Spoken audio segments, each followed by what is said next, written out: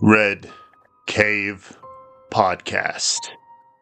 Reading tonight from Tales from the Cracks, numbers 10 through 12. Starting with I Wouldn't Open It If I Were You. Followed by Mandela Reflected, a Mandela Effect Story. And concluded with That Grave Is Mine.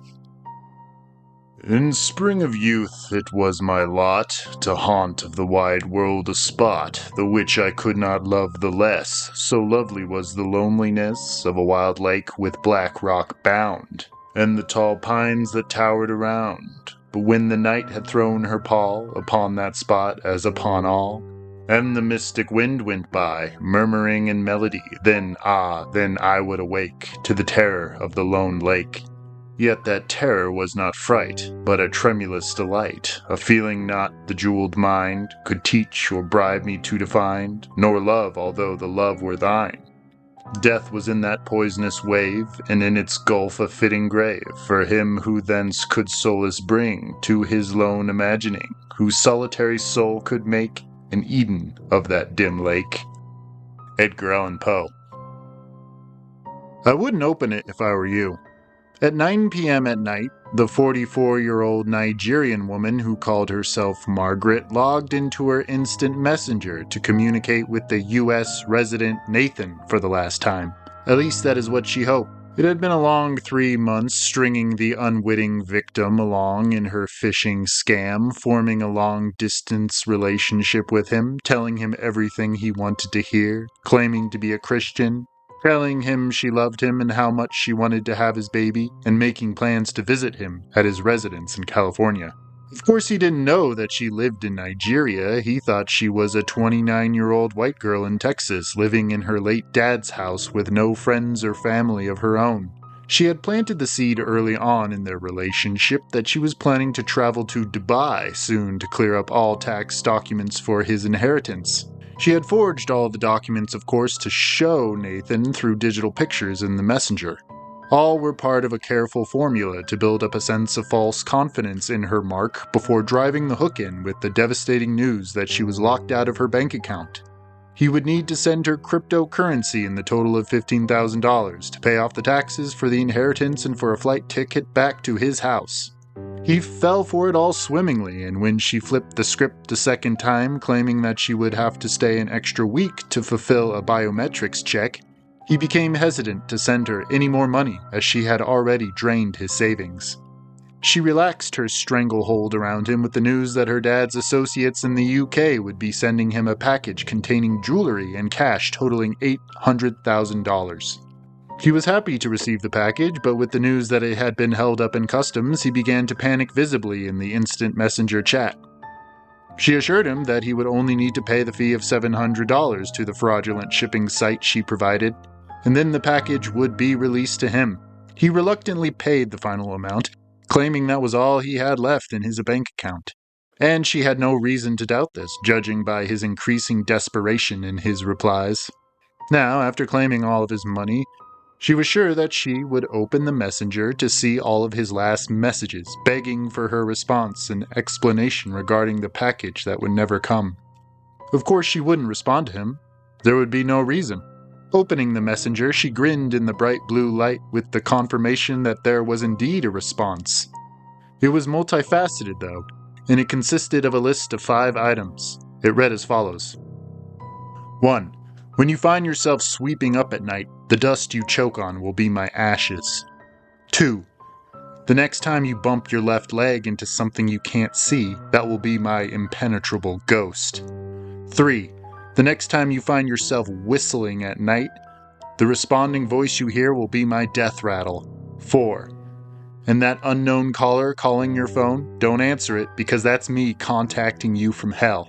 5. And the package that never arrived, when it appears on your doorstep, I wouldn't open it if I were you. Allayé, darling. She turned off her computer instantly with a shiver running across her spine, surprised at how personal the message had struck her. As a southern Nigerian woman, an Igbo, she had been raised with all 4 of these superstitions drilled into her young, malleable mind. No Nigerian worth her salt would ever risk sweeping up or whistling at night. Bumping her left leg and answering a phone from an unknown caller were other well-known urban legends that her late father had always insisted to be a set of rules of the house that she should never do. What struck the hardest was the final sign-off, "Alaye, darling," which any Nigerian scammer knew was the code word that could be used between two fake profiles on the internet to signify that they were both on the same side. It referred to a hooligan or street-smart individual among the Igbo people. How had he learned she was Nigerian, and specifically an Igbo? She knew from her father, long since passed, that betraying any of these superstitions would result in attracting a vengeful ghost to her doorstep.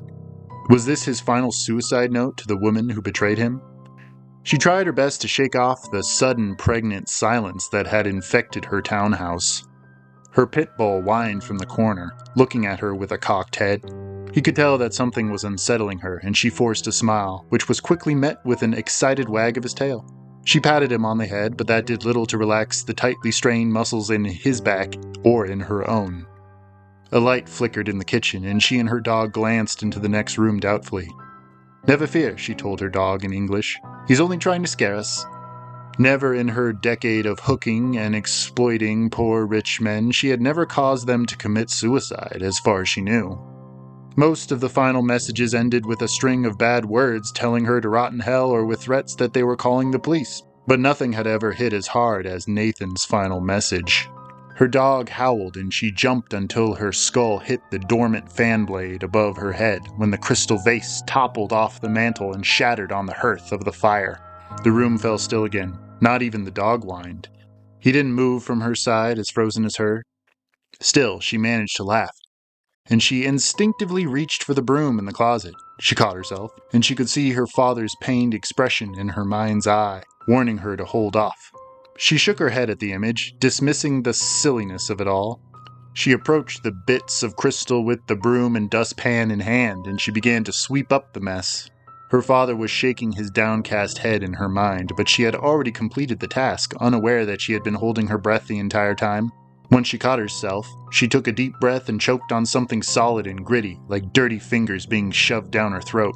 She choked and doubled over, and her dog rushed to her side, pressing his wet nose against her left leg. Whatever it was, she coughed it up, and her dog sniffed the black sludge that she had spit across her hardwood floor. "The dust you choke on will be my ashes." She rushed to the door of her townhouse, hoping to poke her head outside to suck up as much fresh air as she could, her dog trailing behind her and barking, and she met an unstoppable force that knocked the already scarce wind out of her chest and swept her feet out from under her.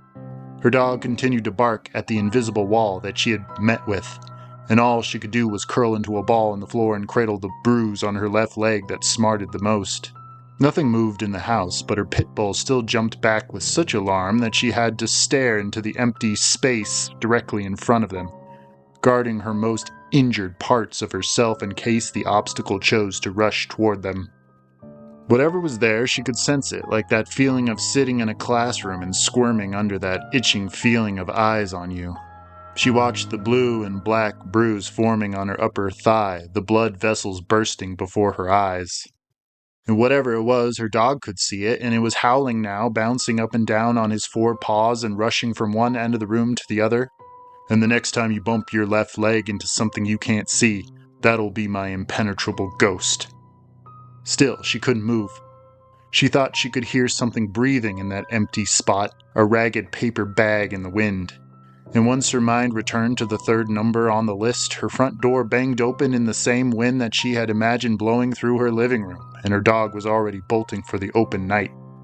This time she moved, reaching after him and barely grazing his tail as he disappeared through the void of a doorway. She whistled after him, knowing this was the only loud, pitched noise he would answer to. And she hacked out her lung again, realizing with mounting horror that she had just fulfilled the third curse. "The responding voice will be my death rattle." And the gasping, tearing, diseased moan that she heard rolling through the hills outside her house and penetrating through her banging door prickled the eardrums in her head to such a degree that she clapped her hands over both sides of her temple and crawled toward the wind tunnel to slam the door, forgetting her dog for the moment, just in time to hear the ringtone on her cell phone, an ominous, echoing ding of a bell that reminded her for the first time of something a church tower would clang out on the morning of a funeral. She didn't have to peek at the screen to see the unknown caller tag, and she felt her gut slip down a few levels in her lower body, and her legs gave out under her once again. Her knees smashed against the hardwood, and her palms slipped for purchase as her entire world spun. "Don't answer," she heard her father say in her ear. "Never answer." But a steely part of herself needed to know, demanded to know, and she reached up blindly toward the table above her head, her fingers slipping and fumbling to catch on the vibrating and tolling piece of plastic. But the call ended before she could bring the phone to her ear, and she was already thinking about dialing *69 to see where the call might take her. But everything was still again, and she could only think about the final curse. The package would arrive on her door, but she had already just had her door open. She had watched her dog breeze past the porch without jumping over any obstructions, and she certainly hadn't noticed anything by the door after just slamming it. But had she really looked that closely? Would she bring herself to ever leave her house again and risk hearing that howl, which seemed to have risen from the very earth, to worm itself into her ears like so many splinters in her mind? And why did the voice sound so familiar? Again, she saw her dead father frowning in her mind, and she knew that he wasn't happy to have been used as a tool in her illegal exploits. She never thought he would have approved, but it was his fault for leaving her when she was so young. He was the one who had to die in that car accident and leave her orphaned in a cold and unforgiving world. In the Child Protective Services of Nigeria, where older men had abused her. It was his fault. His! She screamed as she ripped open the door, challenging the specter to meet her, and she was not disappointed. There was the package that had never existed, that she had never sent to the pitiful Californian Christian man, who had only wanted to share his life and his savings with the right woman. There were no marks on the box at all, which was as big as a toaster, and there was no tape securing the flaps. Another wind came through, causing the cardboard lips to twitch ever so slightly, scowling and then smirking at her. "I wouldn't open it if I were you," she heard a male voice say inside her mind, and she dove into the box, ripping open the flaps and screaming until the surrounding hills had swallowed her voice and sucked it from her lungs, to bury her essence in the dirt with the rest of the ghosts of living beings she had corrupted, smashed, and scattered to the unholy wind. The echo of her stolen voice bounced back to her and said one word, "Daddy?" And her eyes crossed at the horrific clown grin beaming at her from the dead mouth inside the box, and she was falling again, toppling through space and into the open box, face to face, lip to lip with the graveyard mouth. And the dripping, brittle claws were grappling with her now, and they dragged what remained of her into the open hole in her porch, spinning and thrashing through open space and fire.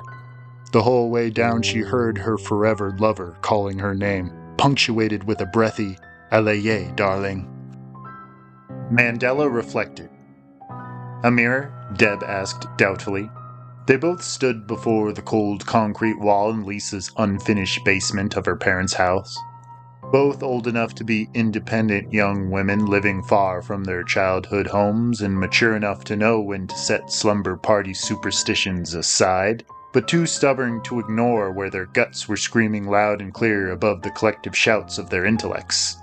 "What better way to put all this to rest?" Lisa said, standing profile with the mirror, but noticeably antsy enough to avoid her own eyes in the glass.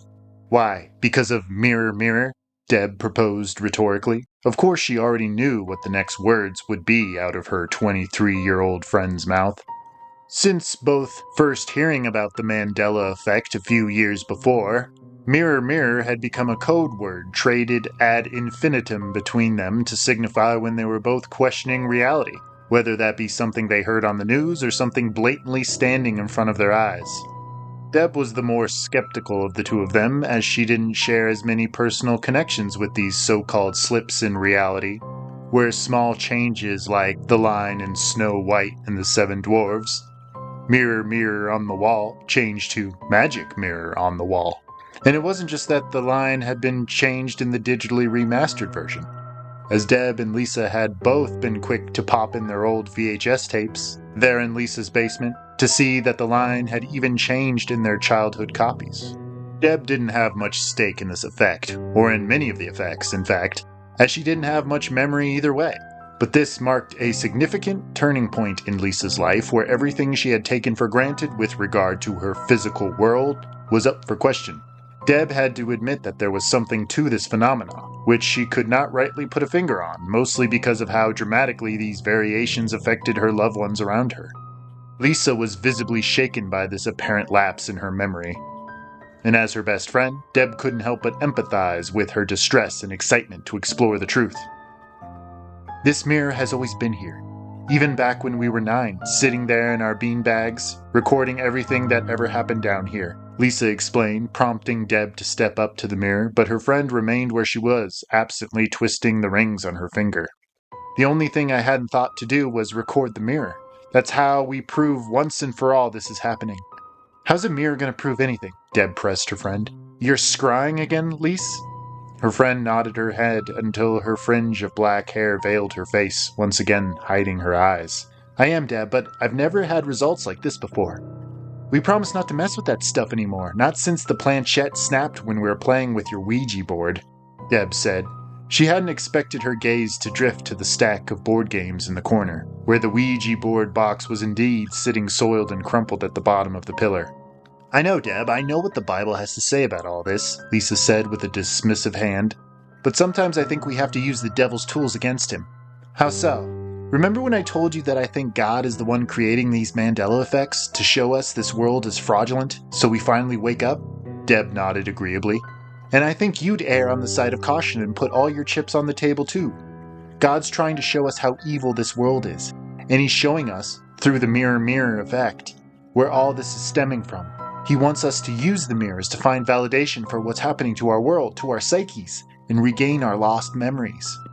By gazing into a mirror, Deb asked. It's not just scrying anymore. I don't know if it ever was, Lisa said. God is showing us that it's the mirrors that are causing these parallel realities. They aren't natural, and they're what the devil uses to monitor us, I'm convinced. It hung there, on the wall, recording us in the TV as we watched Snow White, who knows how many times. The glass swallowed up those memories, and countless others. Each time we step in front of a mirror, we're reflecting a new world, creating a whole other universe where slightly different characteristics start to stand out, or not. It captures our soul, a copy of us in our realm. And God is starting to collapse these multiverses in the mirror realms so that we'll start to wake up to what's happening. Our original world is in there somewhere. I've seen it myself. If only I thought to record it. What do you mean you saw it? I entered it. I stood here staring into the glass for long enough until I entered the scene, maybe when I was 8, and I was watching Snow White. It was right at the moment when Mirror, Mirror on the Wall, Who's the Fairest of Them All came on. I proved it. I think we can do it again, though.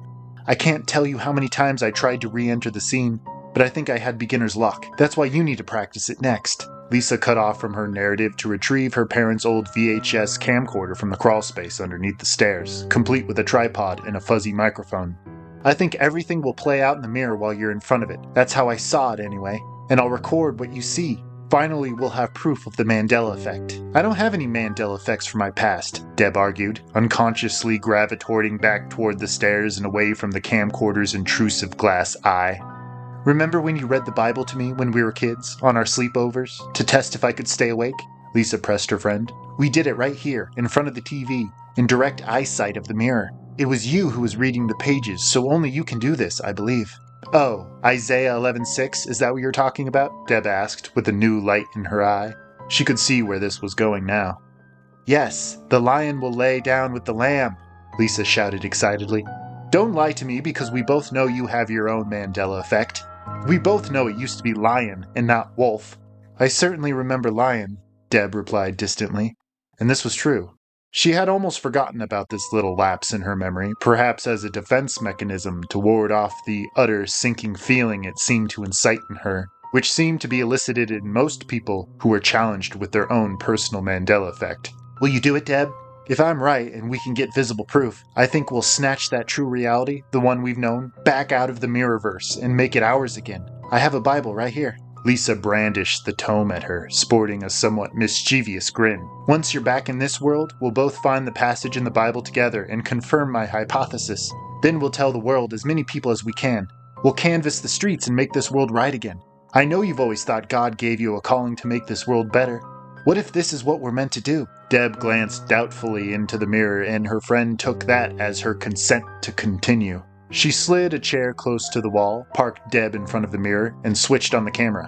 What am I supposed to do? Just stare into it? Deb asked over her shoulder. But Lisa was already booking for the stairs and was pounding up to the first floor. She made sure to kill the lights, but it was the middle of the day and some ambient sunshine still created a dull screen for her to look through. She simply sat there and watched her black silhouette in the glass, letting her mind wander toward dinner, her cell phone, the last fight she had with her mother, and, unfortunately, the Ouija board in the corner. She prayed to God, begging his forgiveness for practicing scrying, and watched as the colors began to swirl in the glass. She thought this would snap her out of her trance, but it seemed to sink her deeper into the murky, sludgy thoughts that seemed to accumulate in her head like molasses. She thought her silhouette even looked younger, but still her, and she quickly became that person, switching over to that little girl in the glass and turning away from the mirror, which was now like a window into Deb's former world, where the red eye of the camera could still be seen blinking in the shadows. Deb turned her head and could see the basement as it once was, complete with beanbags, Coke cans, and snacks scattered across the multicolored carpet, marked with cartoonish roads to drive their toy cars. There was the Bible, open and bright in the cast of the naked bulb in the ceiling.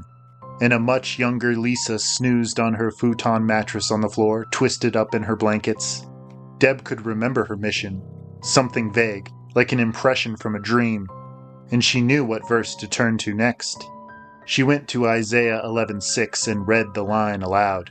"The lion shall lie down with the lamb," her voice sweet and childlike, untouched by cigarette smoke, coffee, or years of bad karaoke nights.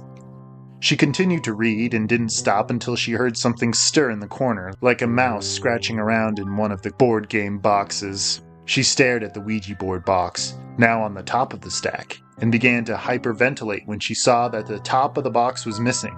It wasn't even on the concrete floor next to the stack, which she would have expected if it had accidentally fallen off. Deb continued to read, but the moment she took her eyes off the box, something stirred again, and she looked up to see the planchette standing upright so that it was just peeking over the lip of the box, like a glass eye or monocle.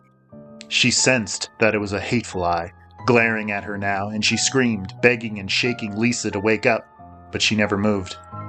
Nothing else made a noise, but after searching the corner again, she saw that the planchette was missing, just like the lid, and something drew her eyes to the mirror. Her face she saw in the glass caused her to bolt to her feet and sprint up the stairs. What she saw was Lisa's face, or what looked like her as an older woman, and her eyes were missing. The sockets leaked blood and her mouth moved soundlessly. The head fell away as if chopped off its shoulders, revealing a dark room where a camera recorded silently from behind an empty chair. Of course, the pre-teen Deb didn't see any of this, as she was already sprinting down the street outside in her mirror world, hoping that her home existed somewhere in that parallel realm, and that her parents would be there to comfort her. At least she had the Bible as it once was. She could be certain that she had the protection of God, even as she began to forget that she was actually 23 years old somewhere, in another world, and that she had once been a girl on a mission. Unseen by anyone, the stack of board games inside the mirror collapsed without a noise, revealing a lone box at the bottom. The lid popped off into the air and did not reappear. Something hunched and crawling, dark as pitch, approached the camera and knocked it to the floor. It dragged it backwards, scratching the hard plastic against the floor, a wispy head and shoulders retracting and disappearing back into the box, taking the camera, tripod, and microphone with it. The image faded from the mirror for good, and the brightly lit basement scene froze as it was, so that even the little girl's chest did not rise and fall and the bulb did not flicker in its socket. Nothing ever moved again, not even the box in the corner and its milky, staring eye. "That grave is mine." Jacob sat down at his usual bench at his usual hour at sunset, in front of his usual gravestone in the cemetery close to his house. In his usual haunt, in this case in the form of a cemetery, in his predictable vacation mountain town, Jacob crossed his legs and placed his hands in his lap. respectfully addressing the gravestone of a Mrs. Junia Christina, a woman who had been buried so long in this particular boneyard that the moss had long since grown over her inscriptions beneath her name. Judging by the age of the stone, she had been buried there for some time, even though he couldn't confirm a birth or death date, or if she'd been a beloved mother or grandmother. Maybe she had died as a toddler. Jacob could only speculate, but it didn't matter anyway. All that mattered is that her final resting place was situated directly in front of his favorite bench in his favorite graveyard, in his least favorite town in the world. Somehow he knew that out of all the countless hours he'd spent in front of her gravestone, every evening after clocking out of work at his grocery job, that his words had never fallen on deaf ears. There had always been an unmistakable presence leaning on his spoken utterances, as if she was there to share the bench with him, an arm across the back behind him. "Well, Junior, you were right. I should have trusted my gut," Jacob said with a sigh. He tossed the picked wildflowers he'd gathered on his walk to the graveyard at the foot of her stone marker. The hush that followed, where not even the crickets answered, told him she was listening. "It was too soon for us to have joined our bank accounts," he continued. "She took everything." Somewhere a crow cawed, and he couldn't help but think that this was a sign that the world was laughing at him. He guessed that he deserved it. He'd been too trusting of people. He'd never trusted the media, doctors, or the preachers at his parents' church, as all those people wanted him to change his opinions in some way. But he had come to realize in the last few months, jumping into a relationship with a girl he had met at the beach, professing their love, moving in together within a week, and setting a marriage date, that his weakness was not his head or his gut. In fact, both of these pieces of anatomy had screamed at him to slow down and walk the other way. No, it was his heart that failed him every time. "You know, my dad told me once that this world is full of good people," Jacob explained. "I don't believe that anymore.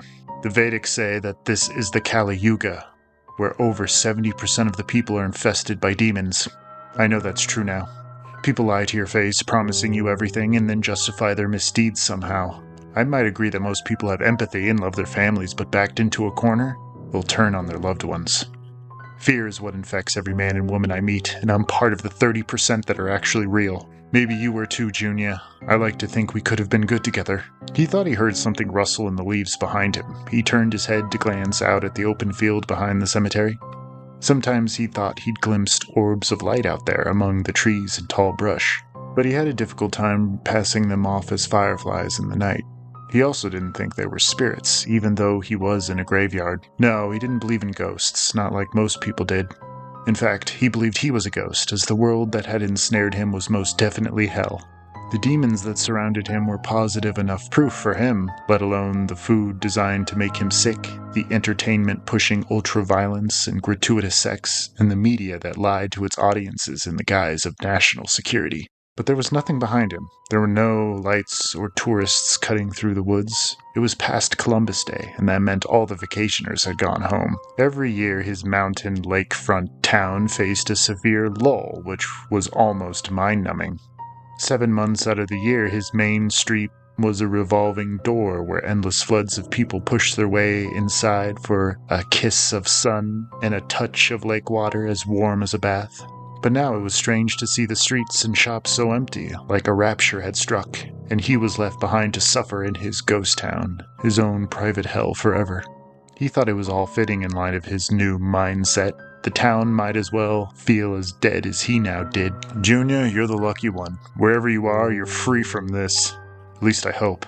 Maybe we're destined to live our lives over and over again. I don't know. If that's the case, then you're still in this hell with me, somewhere." He blew a kiss at her gravestone and stood up to leave. This time he did catch a movement of light in the corner of his eye and turned to look. It was like looking through a foggy mirror. Everything seemed to be under murky water, and he even pushed his hands through what he thought might be an actual see-through veil, but his fingers only touched air. Passing it off as a trick of light in the falling dusk, he moved on, down the deserted main street and back into his home where he hoped to smother his sorrows with deep, dreamless sleep. Halloween was quickly approaching, and when he couldn't sleep, he looked out his window at the still streets and alleyways. Something compelled him to turn on the TV to occupy his mind and perhaps distract his thoughts for long enough to plunge him into oblivion. Sitting there in his reclining chair, he turned on the local news and watched as a young weather girl, cute, blonde, and trim, gave the evening's forecast. Then he was sitting stock straight in his chair when he read the name that labeled her at the bottom of the screen, Junia Christina. But it wasn't even what she said that suddenly caused his chest to begin pounding with new surges of blood, pushing past the limits of his maximum capacity, to the point where he thought he might get what he wished for anyway and pass out right there in front of the screen. "And is it true you have a birthday coming up, Junia?" one of the anchors asked with a mocking kind of sing-song tone. She smiled with hands on hips. "Oh, the secret's out then, is it?" The camera switched back to the anchor, pressed and prime in his suit and manicured haircut. "It's not that I just disclosed your age or anything," he replied with a dry, actor's grin. "That's no secret," she admitted. "Everyone in town knows I'm a millennium baby. I accidentally outed myself on live air last New Year's." They passed it off with more dull banter that quickly cut to the waiting commercial break. Jacob was already out of his chair and staring out the window again, but now it was too dark to see any of the emptiness. Even the streetlights did little to penetrate the thickening shadows. There was no hope for him to get any sleep that night, he had already decided. The only thing that would settle his reeling mind would be one last meeting with the woman named Junia Christina, not the lady on the TV, but the corpse buried and almost forgotten at his local cemetery. It wasn't a common name, not there in the States. He'd even researched it once to see it was much more common in Scotland or any of the UK territories. What were the odds, really? He intended to find out. More than anything, he just needed to know. He wasn't sure if the answer would really settle his anxiety or intensify it. He stepped outside and didn't think twice walking down the middle of the road, certain that it would be his all the way to the cemetery, and it was. He didn't even run into a squirrel tearing through the trees. He had never been to the cemetery that late at night, and he hadn't accounted for the sheer lack of lamplight or the frigidness of the air, which wasn't kind to his bare arms and legs. He had never been frightened to be there before, and it wasn't the late night hours or the strange cast of bluish light that seemed to emanate from the moon in the sky. He had the feeling of being watched, similar to the presence he felt when talking to Junia, but nothing like this prickling sensation where hundreds of thoughts were now dedicated to him, as if he was giving a public speech in front of a stadium of people, all their hooks in him now. He had much difficulty finding Junia's gravestone in the dark, and he had to use the flashlight from his phone to clear the ivy from the marble in order to read the inscription. There it was, born 2000, died 2078. He checked the next gravestone, and the next. The latest date he found was 3003, and as soon as he saw that, he was reeling away from the square of freshest graves, tripping over the raised mounds in the grass, and gravitating naturally toward the open field, the darkest void yet.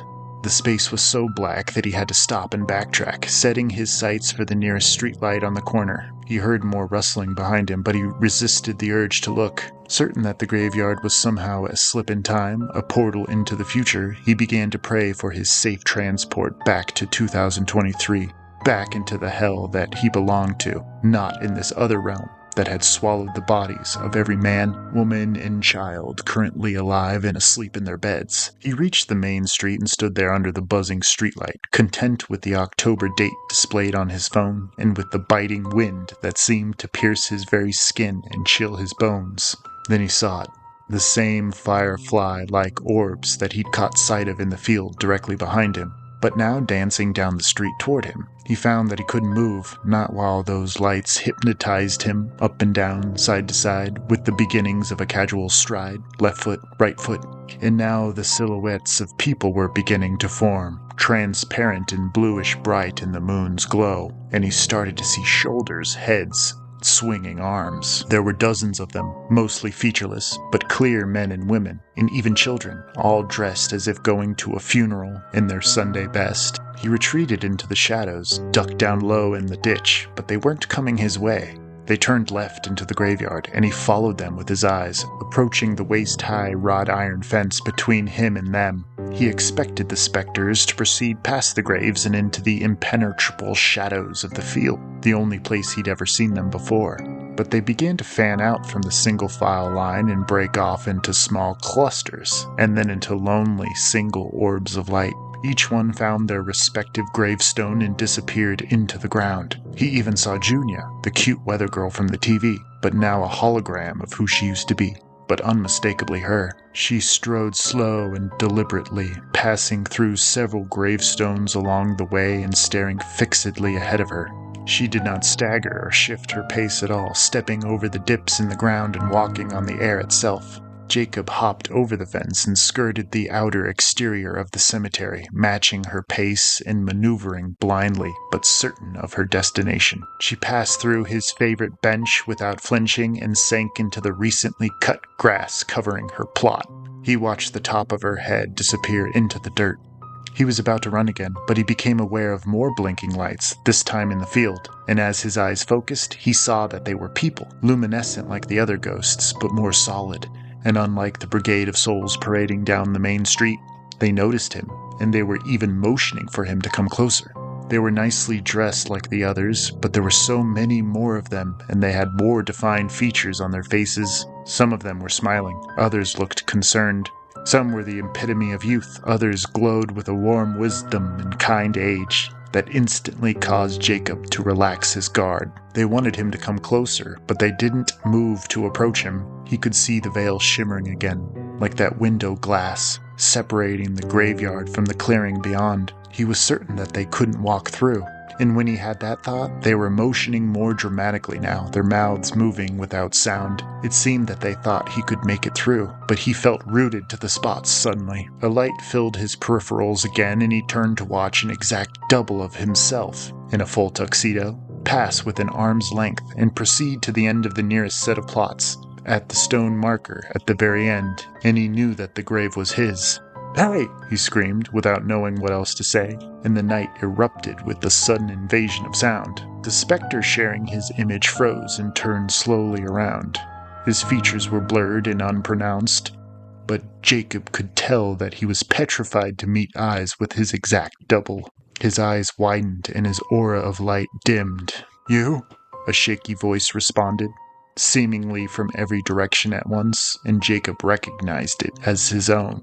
"This is hell," Jacob screamed, speaking with more confidence than he'd ever mustered before. "Don't go that way. Turn around." He watched the image fade into nothing before his eyes, and he sprinted through the spot his double once stood to inspect the gravestone with a shaking flashlight beam.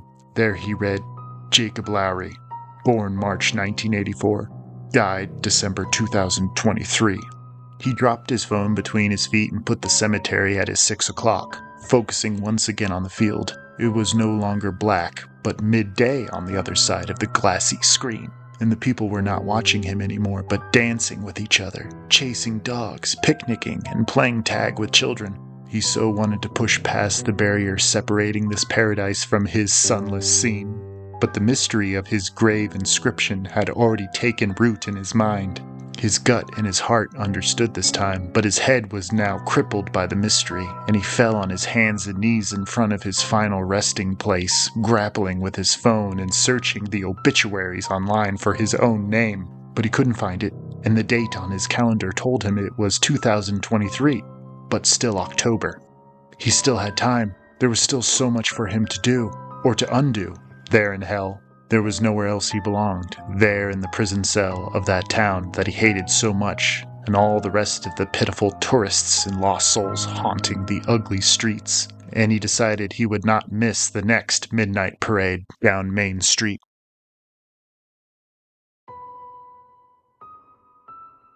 Tune in next time for Tales from the Cracks, numbers 13 through 15, starting with The Devil's in the Tide, followed by Invitation to an Exorcism, and concluded with VR Becomes Her. Until next time, guard your soul.